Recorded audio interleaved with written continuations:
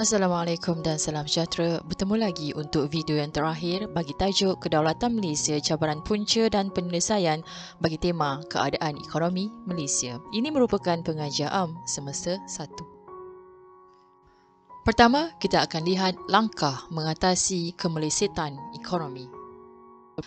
Terdapat dua pihak yang terlibat untuk mengatasi masalah kemelesetan ekonomi, iaitu pihak majikan dan pihak kerajaan. Untuk pihak majikan, mereka perlulah merancang dan menguruskan secara proaktif bagi membolehkan pekerja tersebut tidak diberhentikan. Walaupun majikan ini berhadapan dengan pandemik COVID-19, mereka masih lagi berusaha untuk memastikan pekerja mereka ini dapat bekerja.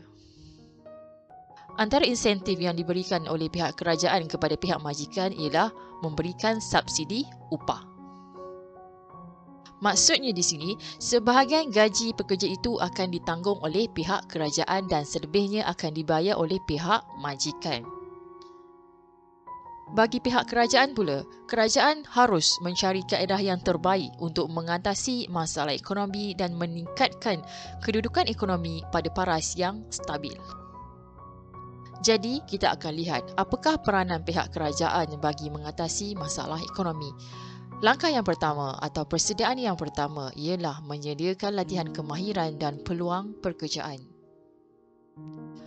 Langkah ini dilakukan untuk mengatasi masalah pembuangan pekerja, pengangguran, upah yang rendah dan masa kerja yang disingkatkan.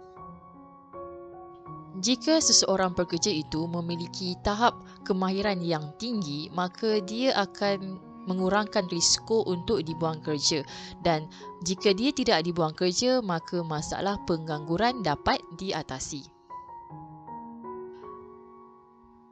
Oleh itu, kerajaan akan menyediakan latihan kemahiran dan peluang pekerjaan kepada mereka yang terlibat.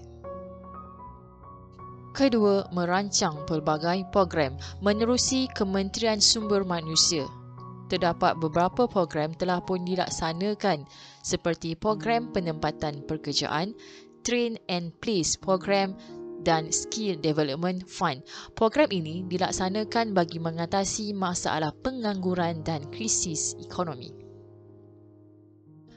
Ketiga, menubuhkan Job Malaysia merupakan hak pekerjaan kebangsaan bagi sektor awam dan swasta. Menerusi Job Malaysia, individu yang ingin mencari pekerjaan boleh mencari apa sahaja bentuk pekerjaan yang sesuai dengan kelayakan dan ikhtisas yang dimilikinya. Jadi, semua program ini dilaksanakan bagi mengatasi masalah pengangguran dan krisis ekonomi. Keempat, melaksanakan liberalisasi dalam sektor perkhidmatan di mana usaha ini membolehkan ekonomi Malaysia lebih berdaya saing dengan pemindahan teknologi, kepakaran, pengetahuan dan kaedah pengurusan dengan pihak luar.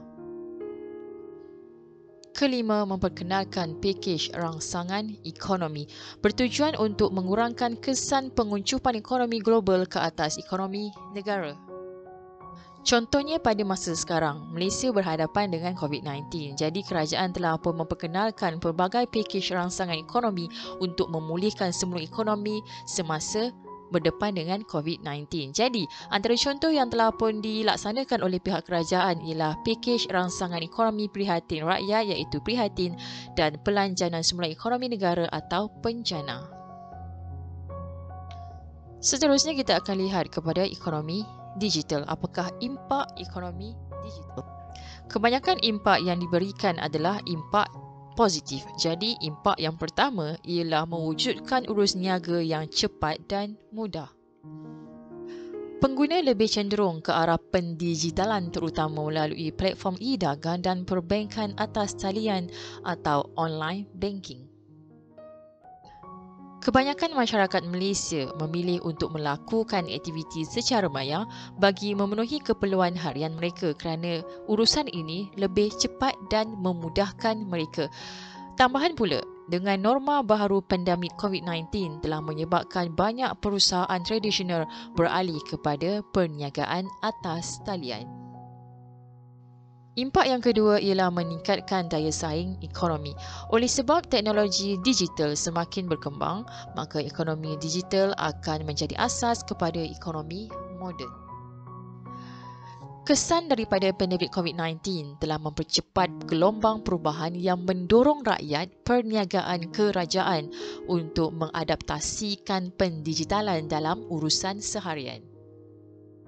Misalnya, sebelum COVID-19 melanda, kalau kita nak buat sesuatu urusan dengan pihak kerajaan, kita perlu datang, tunggu, ambil nombor dan tunggu lagi kan.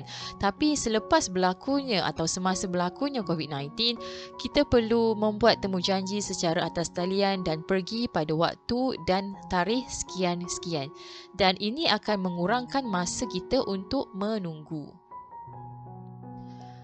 Pendigitalan dalam urusan seharian bermaksud kita menggunakan aplikasi atas talian untuk apa-apa urusan. Contohnya beli barang menerusi Shopee atau kita bayar seseorang itu dengan menggunakan perbankan internet atau online banking. Itu maksud pendigitalan.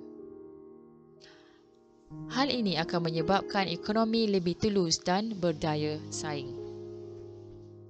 Impak yang ketiga, menjadikan Malaysia sebagai destinasi tarikan pelabur. Peluang yang wujud daripada teknologi dan model perniagaan inovatif akan memacu enjin baru dalam pertumbuhan ekonomi negara. Hal ini akan menarik pelabur asing menjalankan perusahaan mereka di pasaran Malaysia. Contoh, pertumbuhan ekonomi digital dijangka melonjak selepas IKS mendigitalkan operasi mereka.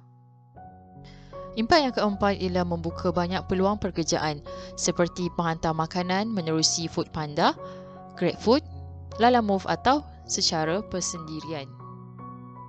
Kedai atas talian menerusi aplikasi Shopee, aplikasi Telegram, Facebook dan Instagram. Terdapat juga masyarakat yang menjana pendapatan sampingan dengan menjual kemahiran dan perkhidmatan mereka secara atas talian menerusi aplikasi yang disebutkan tadi. Impak ekonomi digital yang kelima ialah membuka pasaran yang lebih luas, di mana peluang yang lebih luas untuk memasarkan produk tempatan secara e-dagang menyediakan saluran bagi memperluas jangkauan pasaran domestik dan antarabangsa.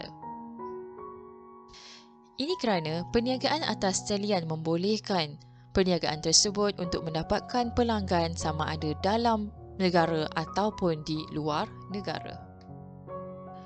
Sekian saja untuk topik kedaulatan Malaysia, cabaran punca dan penyelesaian bagi tema yang terakhir iaitu keadaan ekonomi Malaysia. Sekiranya ada masa, kita jumpa lagi untuk video yang seterusnya. Terima kasih.